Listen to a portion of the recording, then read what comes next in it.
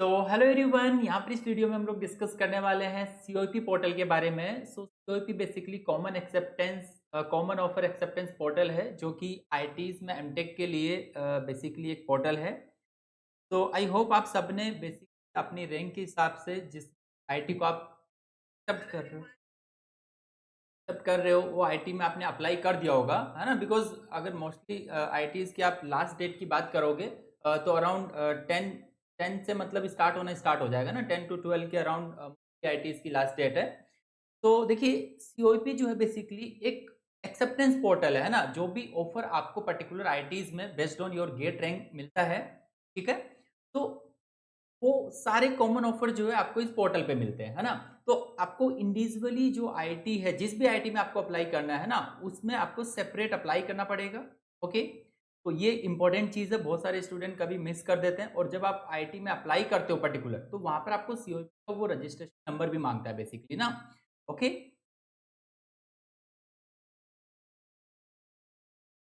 तो सीओपी 2022 जो है बेसिकली ये कंडक्ट कर रहा है, इसको जो मतलब ऑर्गेनाइजिंग इंस्टीट्यूट जो है वो है आईआईटी बॉम्बे बेसिकली, है ना। लास्ट ईयर गेट का एग्जाम आईआईटी बॉम्बे ने कंडक्ट करवाया था, तो इस ईयर का जो सीओपी पोर्टल है बेसिकली हैंडल कर रहा है आईआईटी बॉम्बे। मींस आप ये एक्सपेक्ट कर सकते हो कि नेक्स्ट ईयर जो है आईआईटी खड़गपुर, जिन्होंने इस साल गेट का एग्जाम कंडक्ट करवाया था, वो इस पोर्टल को जो है हैंडल करने वाले हैं, ठीक है। तो सीओपी जैसा कि मैंने बोला एक कॉमन ऑफर एक्सेप्टेंस पोर्टल है। यहाँ पर सिर्फ आप रजिस्टर करते हो, और जब फाइनली सीओईपी का जो पहला राउंड आएगा, ओके, वहां पर जो जो आईटीज आपको मिलेगी वो यहाँ पर ऑफर आपको कॉमन शो होने वाला है, ठीक है। अगर किसी पर्टिकुलर आईटी में आपने अप्लाई नहीं किया है तो वो आपकी लिस्ट में नहीं रहेगी, ठीक है। देखिए, आपका एनआईटीज में एडमिशन के लिए सीसीएमटी एक बेसिकली होता है ना। तो सीसीएमटी में आपको क्या है कि अपनी प्रेफरेंस देनी होती है, ठीक है। बट आईटीज में एमटेक के लिए आपको प्रेफरेंस की रिक्वायरमेंट नहीं होती है। आप जिन जिन आईटीज में फिल करते हो, है ना, तो अगर आपको लाइक फर्स्ट राउंड में कम आपकी रैंक जो है बेसिकली उसके हिसाब से आपको कौन कौन से कॉलेजेस मिल रहे हैं, जो आपको नहीं मिल रहे डेफिनेटली वो आपकी प्रेफरेंस रही होगी, है ना। नेक्स्ट राउंड में हो सकता है कि वो आपको मिल सकते हैं। तो इसमें आपको एज सच कोई प्रेफरेंस नहीं लगानी होती है। बट बहुत इंपॉर्टेंट हो जाता है सीओईपी का जो बेसिकली प्रोसीजर है वो समझना, है ना। बिकॉज इसमें अगर आप एक छोटी सी गलती कर देते हो या प्रॉपर गाइडेंस के साथ अगर आप सीओईपी पोर्टल पे बेसिकली जो अपना एडमिशन बेसिकली जो है अगर वो नहीं करते हो, तो हो सकता है कि आपको अच्छी आईआईटी मिलने से रह जाए, है ना। तो COP common offer acceptance portal आप देख सकते हो, इसका रजिस्ट्रेशन जो है वो ऑलरेडी स्टार्ट हो चुका है फ्रॉम 20 मार्च। ओके, तो यहाँ पर सबसे पहले अगर मैं इस सीओईपी की बात करूँ कि इसका पर्पस बेसिकली क्या है, तो आप देख सकते हो कि सीओईपी जो है कॉमन ऑफर एक्सेप्टेंस पोर्टल, ये 2017 में फर्स्ट टाइम स्टार्ट हुआ था। ओके, और इसका मेन जो पर्पस है वो यही है कि जो स्टूडेंट मतलब एमटेक के लिए डिजायर करते हैं, है ना, एक अच्छी प्रिफर्ड चॉइस, अपनी चॉइस के हिसाब से कॉलेज जो लेना चाहते हैं ना, वो उसको मिल जाए बेसिकली, है ना। इसका टारगेट तो बेसिकली एमटेक मतलब जो आईआईटीज़ है और साथ में पीएसयूज़ के लिए भी था, लेकिन पीएसयूज़ ने इतना पार्टिसिपेट नहीं किया, सिर्फ एक पीएसयू था, है ना, जिसने इसमें एक बार पार्टिसिपेट किया था 2017 में। तो उसके बाद आप बोल सकते हो कि सीओईपी जो है सिंपली एमटेक में एडमिशन के लिए एक पोर्टल है बेसिकली, ठीक है। और जैसा ऑलरेडी मैंने मेंशन किया था कि एवरी ईयर जो basically organization IIT basically last year GATE conduct करवाती है, वो करंट ईयर का जो पोर्टल है वो हैंडल करती है, ठीक है। तो अब आप देख सकते हो कि सारी की सारी 23 नंबर ऑफ आईआईटी जो है वो इसमें पार्टिसिपेट, है ना। सारी की सारी आईआईटीज जो है वो सीओईपी पे पार्टिसिपेट करती है। मतलब कि आप बोल सकते हो कि आपको मस्ट नेसेसरी है, अगर आप अप्लाई कर रहे हो एमटेक के लिए, मतलब आपको सीओईपी पे भी रजिस्टर करना ही होगा, ठीक है।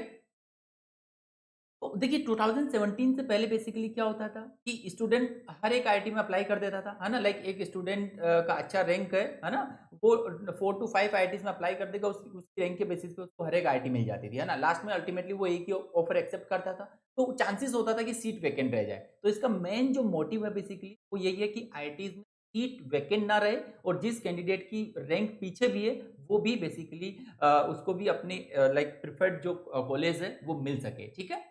तो अब इम्पोर्टेंट यहाँ पर हो जाता है, देखिए कि सीओईपी का जो राउंड 1 बेसिकली जो है वो कब स्टार्ट होगा। तो सीओईपी का पहला राउंड स्टार्ट होने वाला है मई में, ठीक है। तो अभी अप्रैल तक क्या रहेगा कि जितनी भी आईआईटीज में आप अप्लाई करने वाले हो वो आपको अप्लाई कर देना है। उसके बाद में 20 मई को राउंड 1 है ना, 22 जो लिखा है बेसिकली एक आपको 2 दिन का टाइम बेसिकली दिया जाता है ना। तो फर्स्ट 20 मई को क्या होगा कि फर्स्ट राउंड का जो रिजल्ट है वो ये लोग आउट करेंगे।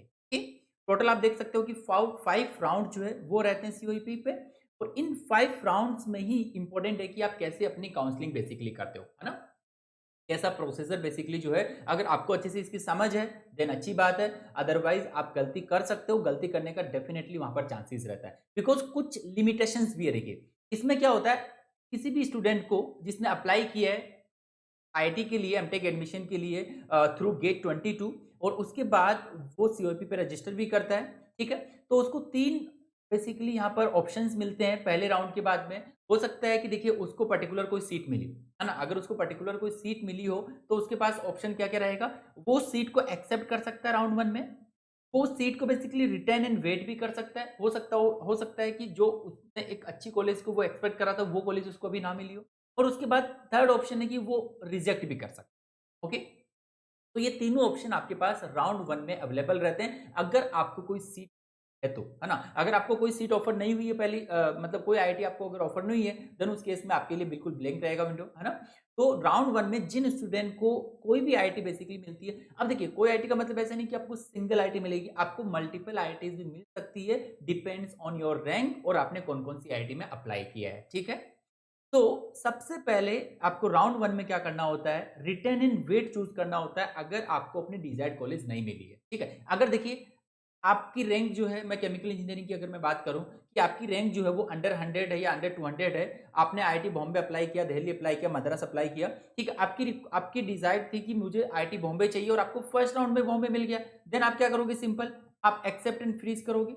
सिंपली आपको एक्सेप्ट एंड फ्रीज करना है। जैसे ही आप अपना कॉलेज जो है वो एक्सेप्ट एंड फ्रीज करते हो, आप सीओईपी की जो काउंसलिंग है उससे बाहर निकल जाते हो। उसके बाद आपको जो पर्टिकुलर आपको जो आईआईटी अलॉट हुआ है लाइक आईआईटी बॉम्बे, तो आपको उसके प्रोसेसर्स फॉलो करने होते हैं, उसकी जो भी फीस वगैरह होती है वो आपको सबमिट करनी होती है ना, वो सारी चीजें होती है। ओके, अगर आपको अपनी डिजायर कॉलेज नहीं मिली है, हो सकता है कि आपको 3-4 कॉलेज मिल रही हो लेकिन अभी भी आप एक्सपेक्ट कर रहे हो कि मुझे अच्छी कॉलेज मिले, तो उस केस में आपको क्या करना है, रिटर्न। तो सबसे इंपॉर्टेंट जो है वो रिटर्न इन वेट वाला ऑप्शन, है ना। आपको रिटर्न इन वेट करना है, नेक्स्ट राउंड तक आपको वेट करना है कि आपको अच्छी कॉलेज मिल जाए। देन इसके बाद में आता है reject and wait. Reject and wait जो बेसिकली है, देखिए ये ऑप्शन आप कर सकते हो अगेन की, लेकिन इसका कोई मतलब इतना इंपॉर्टेंस नहीं है। इनिशियली आपको रिटर्न एंड वेट जो है आपको प्रेफर करना चाहिए, ठीक है। और लेकिन अगर आपको काउंसलिंग में 4th या 5th राउंड तक जाना है, देन हो सकता है कि आप पहले राउंड में जो आपको कॉलेज मिल रही है उसको आप रिजेक्ट एंड वेट कर सकते हो, है ना। रिजेक्ट एंड वेट का मतलब है कि आपको जो भी ऑफर्स मिले, जो भी कॉलेजेस आपको मिल रही है, आपने वो ऑफर एक्सेप्ट नहीं किए, आपने रिजेक्ट कर दिया और अच्छी कॉलेज के लिए भी आप वेट करना चाहते हैं।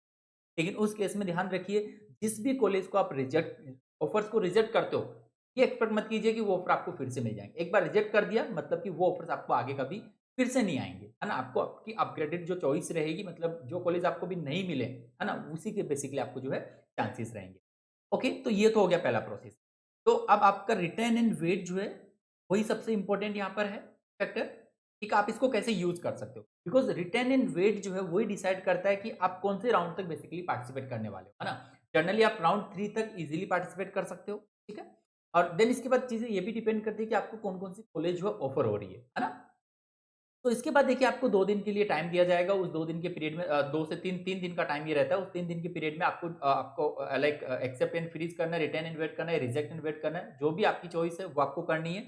अगर आप उस ड्यूरेशन में उन 3 दिन में अगर आप विजिट नहीं करते हो सीओपी का पोर्टल, तो डेफिनेटली ये मान लिया जाएगा कि आपने वो कॉलेज जो भी ऑफर्स आपको मिले थे वो आपने रिजेक्ट एंड वेट कर दिया है। इस चीज का भी आपको ध्यान रखना है, ठीक है। तो आपको अपडेटेड रहना है और जब राउंड 1 का रिजल्ट आएगा तो आपको देखना है कि कौन कौन से ऑफर्स आपको जो है मिल रहे हैं।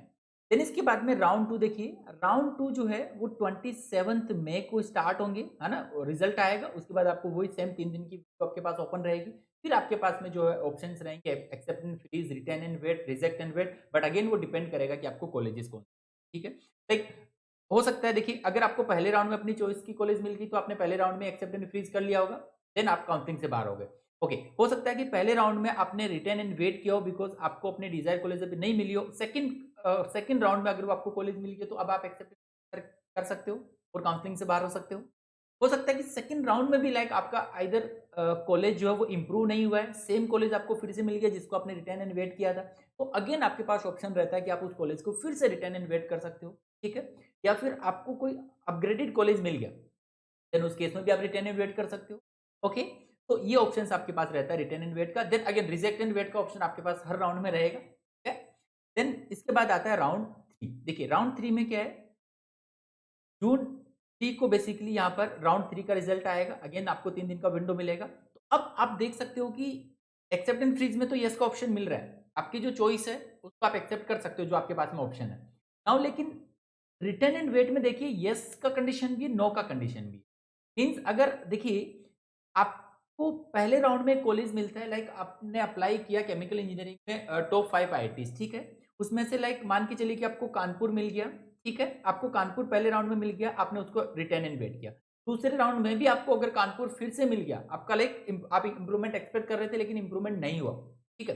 देन उस केस में अब थर्ड राउंड में अगर आपको फिर से आईआईटी कानपुर ही मिल जाता है, देन उस केस में इस बार आप उसे रिटर्न एंड वेट नहीं कर सकते। आइदर आपको उसे एक्सेप्ट एंड फ्रीज करना पड़ेगा या फिर आप उसको रिजेक्ट एंड वेट करके आगे के लिए वेट कर सकते हैं। तो यहीं पे इंपॉर्टेंट ये रहता है, ओके, कि अब बहुत रिस्क भी हो जाता है। आप अगर वहां पर रिजेक्ट एंड वेट कर देते हो तो कि नेक्स्ट राउंड में आपका इंप्रूव होगा नहीं होगा, ये सब कैसे पता चलेगी, है ना। इसकी बात हम करेंगे आगे, देखिए। बट पहले जस्ट मैं आपको प्रोसीजर समझा देता हूँ है वो क्लियर हो जाए, ठीक है। तो इस केस में लेकिन यस का ऑप्शन क्यों आ रहा है बेसिकली, ठीक है। यस का ऑप्शन की लाइक अगर पहले राउंड में आपको मान के चलिए आईटी कानपुर मिला, दूसरे राउंड में हो सकता है कानपुर से आपको मद्रास आपका इंप्रूवमेंट हो गया हो, फिर अगेन आपने मद्रास को रिटर्न एंड वेट कर दिया। इस केस में मतलब एक कॉलेज को अभी तक आपने एक ही बार रिटर्न एंड वेट किया है, तो नेक्स्ट राउंड में फिर आप अगर आपका लाइक थर्ड राउंड में इंप्रूवमेंट नहीं रहता है, सेम मद्रास आपको मिल जाता है, देन उस केस में आप अगेन उसको रिटर्न एंड वेट कर सकते हो। फोर्थ राउंड में जाके आपके पास फिर यस या नो की कंडीशन आए। तो इस तरीके से ये प्रोसीजर होता है, ओके। तो इस तरीके से सिंपली हर एक स्टूडेंट थर्ड राउंड तक जा सकता है। थर्ड राउंड में अगर आपको सेम कॉलेज दो बार आपने रिटर्न एंड वेट किया, तीसरे राउंड में फिर आपको मिलती है तो आप रिटर्न एंड वेट नहीं कर सकते। फिर आपको आइदर उसे एक्सेप्ट करना होता है। एक्सेप्ट करने का डिसीजन ये भी रहता है कि यार हो सकता था मुझे फोर्थ या फिफ्थ राउंड में अच्छी कॉलेज मिल जाती, तो वो चीज़ आप कैसे डिसाइड करते हो, वो चीज़ आपको बेसिकली पता चलती है। देखिए आप खुद से वो डिसीजन में भी ले पाओ नहीं ले पाओ, लेकिन देखिए हमारे पास क्या रहता है कि बहुत सारे स्टूडेंट टच में रहते हैं, तो किस स्टूडेंट को कितने रैंक पे क्या कॉलेज मिल रही है आफ्टर थर्ड राउंड, है ना, आफ्टर सेकंड राउंड, तो हमें आइडिया रहता है कि ठीक है हो एक स्टूडेंट को लाइक एक पर्टिकुलर रैंक पे अगर वो आईटी मिल गई है तो आपकी रैंक अगर उसे थोड़ी सी पीछे तो डेफिनेटली आपको फोर्थ एंड फिफ्थ राउंड में वो कॉलेज मिल जाएगी। तो इस तरीके से आपको डिसाइड करना होता है कि सेम कॉलेज अगर 3 बार आपको मिल गई, आपको रिटर्न इन्वेट नहीं करना है तो आप रिजेक्ट करते हो या फिर एक्सेप्ट करते हो। एक्सेप्ट करते हो तो कोई इशू नहीं है, उसमें आपको कुछ सोचना नहीं है, बट रिजेक्ट एंड वेट के लिए आपको देखना पड़ेगा, ठीक है। तो अब इसके बाद फोर्थ राउंड से फोर्थ राउंड में देखिए एक्सेप्ट एंड फ्रीज का ऑप्शन आपके पास ऑलवेज रहेगा, है ना। रिजेक्ट एंड वेट का ऑप्शन भी ऑलवेज रहेगा, लेकिन रिटर्न एंड वेट अगेन देखिए येस या नो का कंडीशन है। तो वो सेम जिन स्टूडेंट को सेम कॉलेज अभी तक 2 बार जिन्होंने एक्सेप्ट एंड फ्रीज नहीं किया है उन स्टूडेंट के पास अभी भी यस का ऑप्शन रहेगा, है ना। और जिन स्टूडेंट ने सेम कॉलेज 2 बार रिटर्न एंड वेट कर लिया और उनका नेक्स्ट राउंड में लाइक फोर्थ राउंड में भी अगर अब इंप्रूवमेंट नहीं होता, सेम कॉलेज मिल गई, तो फिर उनको नो का ऑप्शन नहीं मिले, मतलब रिजेक्ट एंड वेट जो है यस का ऑप्शन नहीं मिलेगा, आइदर वो रिजेक्ट एंड वेट करे या फिर वो एक्सेप्ट एंड फ्री, ठीक है। तो सेम चीज राउंड फिफ्थ बेसिकली इंपॉर्टेंट हो जाता है, मतलब यहाँ पर आपको डिसाइड करना होता है। यहाँ पर आपके पास ये ऑप्शन देखिए कि आपके पास ऑप्शन जो है वो नहीं रहता है, मतलब रिटेन एंड वेट का ऑप्शन आपके पास फिफ्थ राउंड में नहीं रहता है, बिकॉज आपका ये डिसीजिव राउंड रहता है ना। आइदर इससे आप कॉलेज जो भी आपको ऑफर मिल रहा है उसे आप एक्सेप्ट करोगे या फिर आप उसे रिजेक्ट करोगे। रिजेक्ट करने की केस में देखिए आप कहां पर जाओगे, फिर सीओपी इस पर्टिकुलर इनके जो 5 राउंड है इनके बाद भी राउंड्स करवाती है ना। ऑप्शनल्स होते हैं, वो पर्टिकुलर जरूरी नहीं है कि वो होने वाले। इवन आपको यहाँ पर ये भी चीज क्लियर करनी, देखिए कि जरूरी नहीं है कि लाइक हर एक आईटी का ऑप्शन आपको राउंड फिफ्थ तक मिले। लाइक मैं अगर आईटी बॉम्बे की बात करूं केमिकल इंजीनियरिंग, तो हो सकता है कि उनके पास जितनी सीट्स है वो राउंड 3 तक फिल हो गई, तो वो राउंड फोर्थ एंड फिफ्थ में पार्टिसिपेट ही ना करें, ऐसा भी पॉसिबल है। तो ये चीज आपको अवेयर होनी चाहिए। अगर ये सब चीजें आपको पता है देन आप डिसीजन ले पाओगे।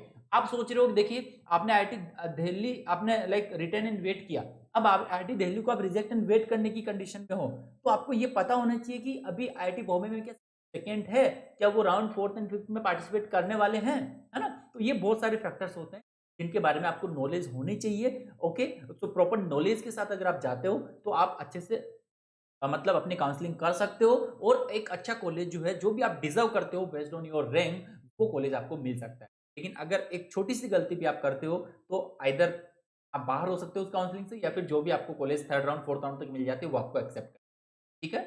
तो ये सारी चीज़ें हैं। अब इसमें अगर आपको कोई भी डाउट हो, तो आप यहाँ पर मेरे से पूछ सकते हैं, है ना? कि किस केस में आपको क्या करना है, ठीक है? मेन सिंपल कैलकुलेशन है, इसके आगे की देखिए आपको और भी राउंड है, tentative schedules for additional rounds, but additional round simply depend करता है कि सीट्स वैकेंट है या नहीं है। मोस्टली क्या होता है कि लाइक ओल्ड आईटीज या टॉप आईटी जिसे हम लोग बोलते हैं, उनकी सीट जो है इन राउंड्स में फिल हो जाती है।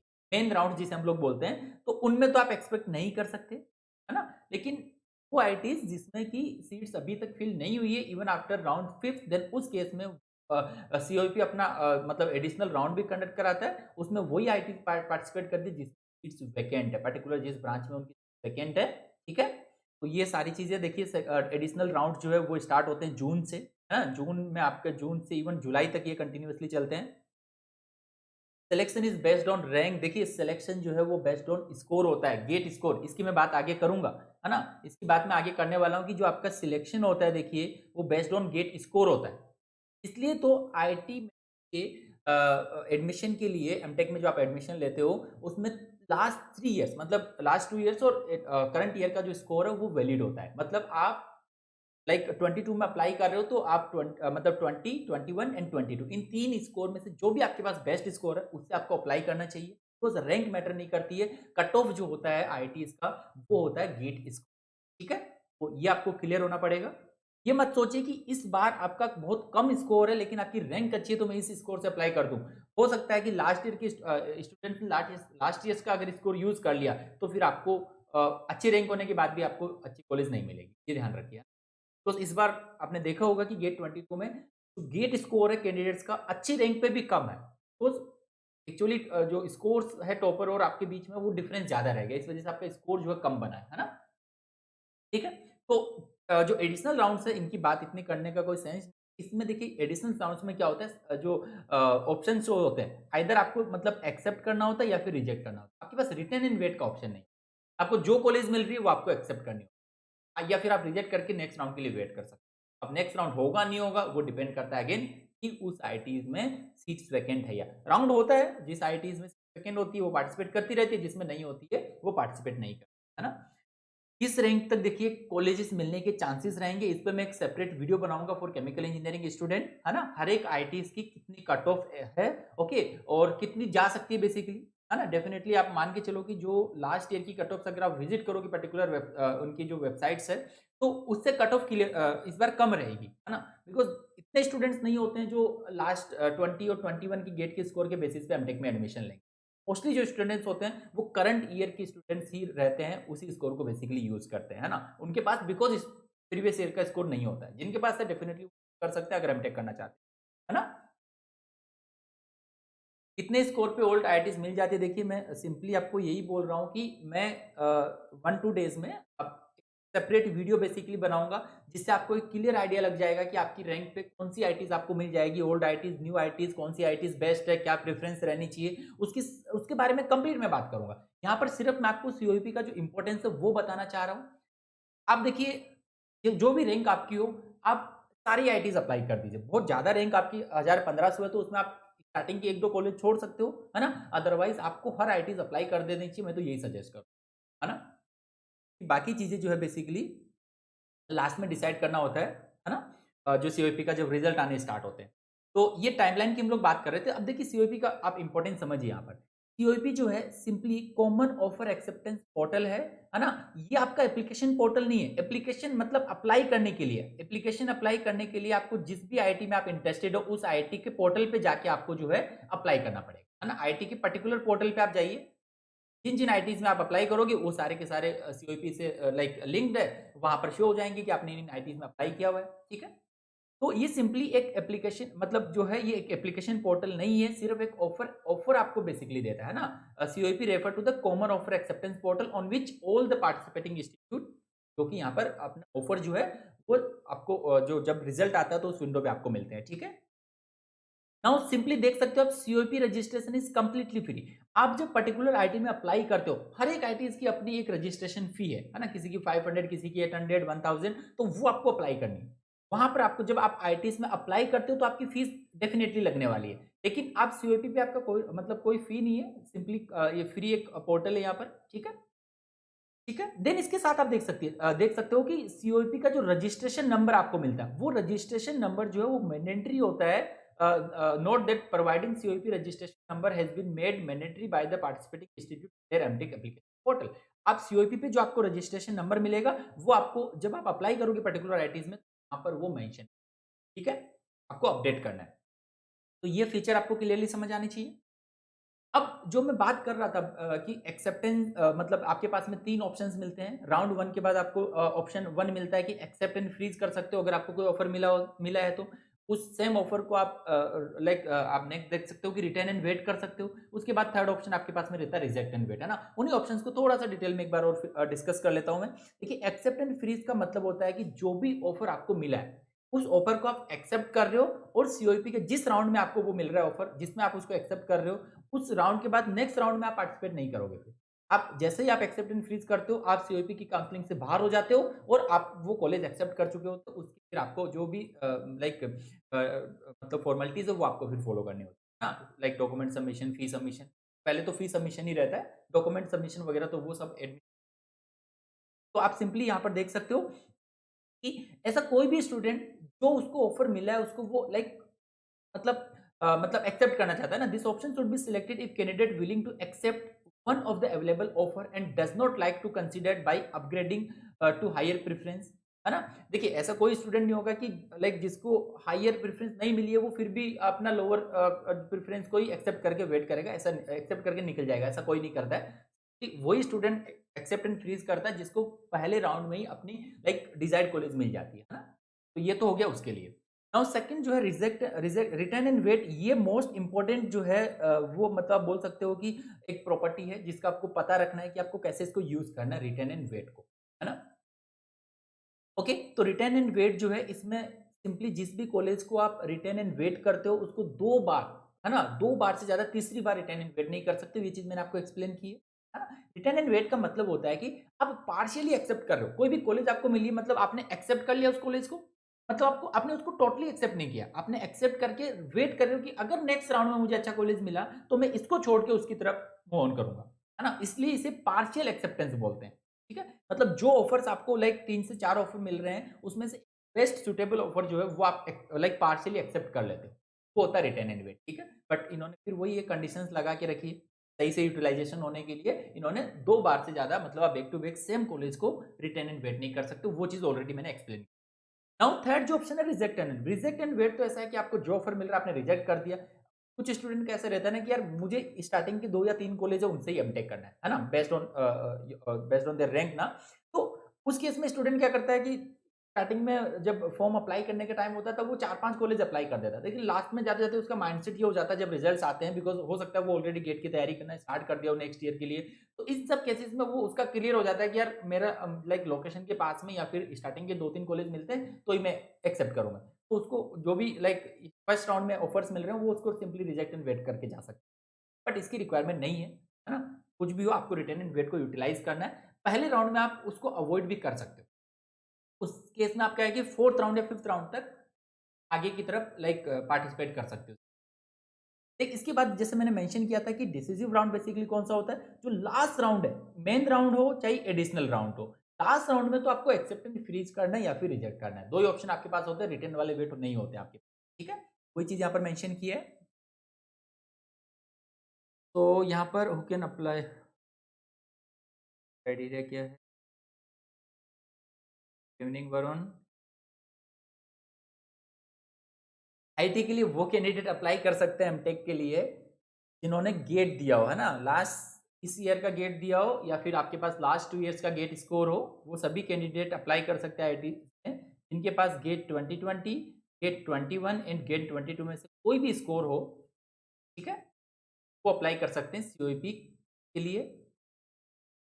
नाउ इसके बाद देखिए नेक्स्ट यहाँ पर मैंने स्टेटमेंट लिखा है कि candidate should select the option accept and freeze, जो मैं मेंशन कर रहा था कि आप बस एक ऑफर एक्सेप्ट एंड फ्रीज कर लेते हो, देन इसके बाद इसका मीनिंग है कि if the candidate is willing to accept one of the offer, है ना, जो भी ऑफर आपको एक मिल रहा है उसको आप उनमें से किसी एक ऑफर को आप एक्सेप्ट कर ले रहे हो। लेकिन ये ध्यान रखो कि गलती से अगर आपने एक्सेप्ट एंड फ्रीज कर दिया हो पहले राउंड में, तो वो चीज आपके लिए गलत हो जाएगी। फिर आप सिंपली कंप्लीट काउंसलिंग जो है उससे आप बाहर हो जाओगे। तो आपको बहुत केयरफुली मतलब जो है वो काउंसलिंग, एक्सेप्ट एंड फ्रीज जो भी बटन आप इधर रिजेक्ट का यूज करो, एक्सेप्ट एंड फ्रीज का, उसको बहुत ही केयरफुली यूज करो। अगर आपको नहीं पता चल रहा है, बेस्ड ऑन आपकी रैंक आप नहीं डिसाइड कर पा रहे हो कि मुझे क्या करना चाहिए, कैसे काउंसलिंग करना चाहिए, तो आप मेरे से डिस्कस कर सकते हो। आपका जो भी गाइड है आप उससे डिस्कस कर सकते हो, जिसको नॉलेज हो, है ना, नॉलेजेबल पर्सन से अगर आप डिस्कस करोगे तो आप बेटर कॉलेज एक्सपेक्ट कर सकते हो, इवन लो स्कोर पे भी, है ना, ठीक है। तो इसके बाद में देखिए next, candidate selected the option reject if the candidate is not willing to accept any of the offer in current round. जो मैं बोल रहा था कि जो भी ऑफर आपको एक पर्टिकुलर राउंड में मिलते हैं, अगर आपने रिजेक्ट कर दिया तो वो ऑफर आपको फिर से नहीं मिलेंगे, then all the offer made during that round will be considered as rejected. तो रिजेक्टेड ऑफर्स आपको लास्ट में नहीं मिलेंगे, है ना, फिर से आपको नहीं मिलने वाले हैं। ये चीज भी आपको ध्यान रखना है। नाउ रजिस्ट्रेशन की बात अभी कोई पूछ रहा था कि कैसे अप्लाई करना है, तो मे बी आपने अभी तक गेट एग्जाम नहीं दिया होगा। देखिए सीओईपी जो है कॉमन ऑफर एक्सेप्टेंस पोर्टल है, जो कि आईटीज में एमटेक के लिए यूज होता है, आईटीज में एमटेक के लिए यूज होता है, ठीक है। तो इसके लिए आपकी रिक्वायरमेंट बेसिकली जो है वो है कि आपके पास में गेट 2020 गेट 22 21 एंड 2020, जो हम बोलते हैं ना कि गेट स्कोर 3 इयर्स के लिए वैलिड होता है, तो वो गाइस देख सकते हो आप एमटेक में एडमिशन वैलिड होता है।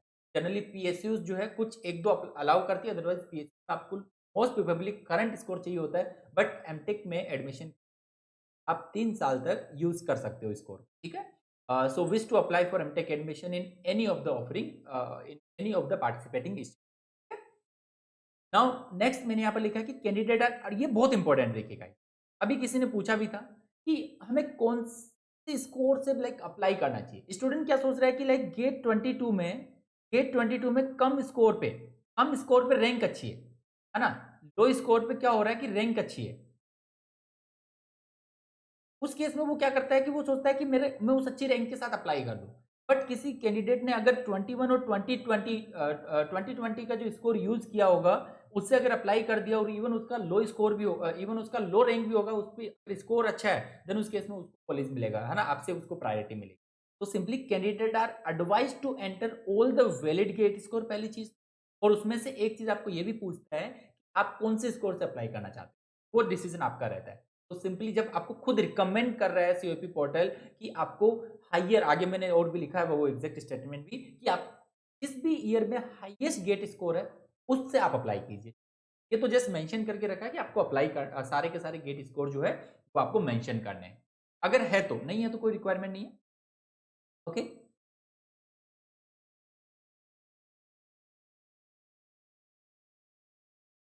If GATE is not qualified, is there any other way to enter into IITs for MTech or direct PhD? बिल्कुल है। अगर आपने आईआईटी हैदराबाद का नोटिफिकेशन देखा होगा, लेकिन वो बहुत कॉस्टली हो जाएगा, मतलब आप मान के चलिए 10 से 12 लाख रुपए आपको चाहिए होंगे फिर, है ना। तो अगर उस चीज़ के लिए आप प्रिपेयर हो, देन आप आईआईटी हैदराबाद का वेबसाइट जो है विजिट कर सकते हो। अगर आपका गेट क्वालिफाई नहीं हुआ है गाइज, लेकिन उसमें आप मान के चलिए अराउंड 3 लाख रुपए, है ना, अराउंड 3 लाख रुपए पर सेमेस्टर की फीस है। तो आपके 4 सेमेस्टर्स होते हैं, उसमें आपके मिनिमम 12 लाख रुपीज आपको आपके लगने वाले हैं। तो विदाउट गेट देखिए बहुत बहुत कॉस्टली हो जाएगा आपका एमटेक का डिग्री, है ना। तो मैं तो रिकमेंडेड नहीं करता हूँ। इवन बेटर है कि आप एक बार फिर से प्रिपरेशन कर लो, है ना, एक बार फिर से प्रिपरेशन कर लो आप, वो आपके लिए बेटर रहेगा उस केस, है ना। बिकॉज देखिए आप का अगर गेट क्वालिफाई है, तो गेट क्वालिफाई से अगर आप आईआईटीज में एमटेक लाइक एडमिशन लेते हो, तो उस केस में आपको इवन आपकी फीस तो जो लग रही है, लेकिन आपको वो 12,400 स्टाइफंड भी तो मिल रहा है जो एमएचआरडी आपको देती है। तो उससे अगर आप कैलकुलेट करोगे ना, तो आपका जितना पैसा लग रहा है उतना पैसा आपका लाइक फीस, मतलब आप ऑलमोस्ट फ्री, मतलब फ्री में मतलब एमटेक कर ले रहे हो, आप ऐसा बोल सकते हो, है ना। तो वो तो बहुत देखो मैं ऑलरेडी मेंशन कर चुका हूँ कि केमिकल इंजीनियरिंग में कौन सी रैंक पे आपको कौन सी आईआईटी इस बार मिल जाएगी, क्या कट ऑफ है रहती है जनरली, है ना, क्या लास्ट ईयर की कट ऑफ थी, उस पर मैं एक सेपरेट वीडियो बनाऊंगा। यहाँ पर हम लोग डिस्कस कर रहे हैं सिंपली सीओपी पोर्टल के बारे में, है ना, कि कैसे काउंसलिंग होती है और कैसे प्रॉपर काउंसलिंग आपको करनी है ना। आप अगर आपको ज़्यादा अच्छे से नॉलेज नहीं है, देन उस केस में आप गलती कर सकते हो, है ना? और एक अच्छी कॉलेज मिलने से रह सकते हो आप, है ना? तो सिंपली नेक्स्ट इंपॉर्टेंट नोट देखिए यहाँ पर कि कैंडिडेट ग्रेजुएटेड फ्रॉम आईआईटीज़। देखिए आपको पता होना चाहिए कि अगर कोई कैंडिडेट बीटेक किया है आईआईटी से, तो ये तो जनरली उन्हीं स्टूडेंट के लिए है जो आईआईटी से बीटेक किया और फिर एमटेक करना चाहता हो, तो उनका सीजीपीए अगर 8 प्लस होता है ना? Degree and having CGPA of 8 and above can directly apply for respective institute for MTech admission. उनको देखिए कोई रिक्वायरमेंट नहीं है सीओई पर अप्लाई करने की। ओके, लेकिन अगर बीटेक का कैंडिडेट भी है, उसका मे भी हो सकता है सीजीपीए हायर ना हो 8 से, उस केस में उसने अगर गेट दिया हो, देन उसको फिर सीओई के थ्रू ही अप्लाई करना होगा, है ना? नाउ जो मैं यहाँ पर बात कर रहा था, जो इंपॉर्टेंट पॉइंट है आप देख सकते हो यहाँ पर। सो देखिए, it is advisable to register with information related to the highest GATE score. ये आपको क्लियर, मत सोचिए कि लास्ट ईयर आपकी आपकी लाइक 1000 रैंक थी, 1000 रैंक पे आपका जो स्कोर है वो अगर इस बार 600 700 रैंक से अगर ज्यादा है तो आप अप्लाई कीजिए उस स्कोर से, बिकॉज कट ऑफ जो है वो गेट स्कोर होती है ना? कट ऑफ जो है गेट स्कोर होती है। तो during registration you will be provide valid GATE score details of remaining year. ये तो लास्ट स्लाइड में भी मैंने मेंशन किया था, बट इंपॉर्टेंट क्या है, it is advisable to register with information related to the highest GATE. कोई कंपलसरी नहीं है, आप चाहते हो कि नहीं मैं तो मेरी इस साल की गेट स्कोर से अप्लाई करूंगा, कीजिए आप, है ना? कोई कंपलसरी नहीं है, बट एडवाइजेबल है, बेटर आपको चीज मिलेगी उससे, है ना? गेट नॉट क्वालिफाइड, गेट नहीं क्वालिफाई हो तो आपको तो सीयूईपी पे कोई रजिस्ट्रेशन नहीं करना है। उस केस में आप एमटेक करना चाहते हो तो जो जो आईआईटीज प्रोवाइड कर रही है डायरेक्टली, बट बहुत कॉस्टली हो जाएगा वो। मैंने हैदराबाद का तो नोटिफिकेशन देखा था, उसमें मेंशन करके रखा है इन्होंने, है ना? 2.82 लाख, मतलब 2.85 लाख जो है उन्होंने फीस रखी है उसकी पर सेमेस्टर। उस चीज के लिए आप अप्लाई करोगे तो सीओईपी में आपका कोई रोल नहीं है। सीओईपी में तभी आपको आना है जब आपके पास में गेट, आप मतलब आप गेट क्वालिफाई कैंडिडेट हो। उस केस में ही आप पर्टिकुलर आईआईटीज पे भी अप्लाई करोगे और कोर्स लाइक साथ में आप सीओईपी भी अप्लाई करोगे। Now next, once once an offer is accepted and frozen, you will not be considered। जो मैं बोल रहा था कि एक ऑफर को अगर आप एक्सेप्ट कर लेते हो, जिसे मैं एक्सेप्ट एंड फ्री वाला जो ऑप्शन बोल रहा था ना, एक्सेप्ट एंड फ्रोजन वाले केस में क्या है कि you will not be considered in the subsequent round of admission in any participating academic institute. ठीक है, पीएसयू की तो यहाँ पे बातें नहीं कर रहा। तो अगर आप गलती से एक्सेप्ट एंड फ्रीज, ऐसा नहीं है कि एक ही बार में आपने क्लिक कर दिया और वो सबमिट हो जाएगा, ऐसा नहीं होता है। आप पहले चूज करते हो, नेक्स्ट टाइम फिर आपको सेकंड ऑप्शन फिर से सबमिट करने का, है ना? तो ऐसा गलती ना हो कि दो दो बार आप क्लिक करके वहां पर सबमिट करके रख दो। तो ऐसी गलती नहीं करनी है। केयरफुली आपको जो काउंसलिंग है वो करनी है ना? सोच समझ की चीज आपको करनी है, इससे आपको बेटर कॉलेज मिल जाए कम रैंक पे। हर एक कैंडिडेट चाहता है कि उसकी डिजायर कॉलेज उसको मिले, है ना? तो नेक्स्ट इंपॉर्टेंट नोट देखिए, after declining and rejecting the offer in a particular round you will not be considered for the same offer. वो सेम ऑफर आपको किसी भी राउंड में फिर से नहीं, ये भी आपको क्लियर रखना है। Candidate can select only one offer in A respective round of multiple offer from various. लिखिए, लाइक आपका 500 रैंक है केमिकल इंजीनियरिंग में, और पहले राउंड में क्या है कि आपको आपने लाइक 5-6 आईआईटीज अप्लाई करके रखी, तो हो सकता है 3 to 4 ऑफर्स आपको मिल जाए पहले राउंड में, तो उसमें से एक बेस्ट सुटेबल ऑफर आपको चूज करना है। बाकी ऑप्शन ऑटोमेटिकली आपके लिए रिजेक्ट कंसिडर किए जाएंगे। तो if a candidate does not access the COAP, जो मैंने मेंशन किया था कि आपको जब भी जो 3 दिन का विंडो ओपन रहेगा, राउंड 1 का जो रिजल्ट आएगा, राउंड 2 का तो 3 दिन का आपको विंडो मिलता है इंक्लूडिंग दैट डे, है ना? तो आप अगर 3 दिन में, अगर उन 3 दिन में आप कोई भी ऑफर लाइक डिसीजन नहीं लेते हो ना, like accept and freeze, return and wait या रिजेक्ट, तो बाय डिफॉल्ट कंसीडर कर लिया जाता है कि कैंडिडेट ने जो है रिजेक्ट कर दिए जितने भी ऑफर उसको मिले, अगर मिले हैं उस केस में, ठीक है? So after declining and rejecting the offer in a particular round you will not be considered for the same offer. ये चीज ऑलरेडी मेंशन कर, ठीक है? तो कैंडिडेट यहाँ पर कोई पूछ रहा है कि MS IT Madras and is still available.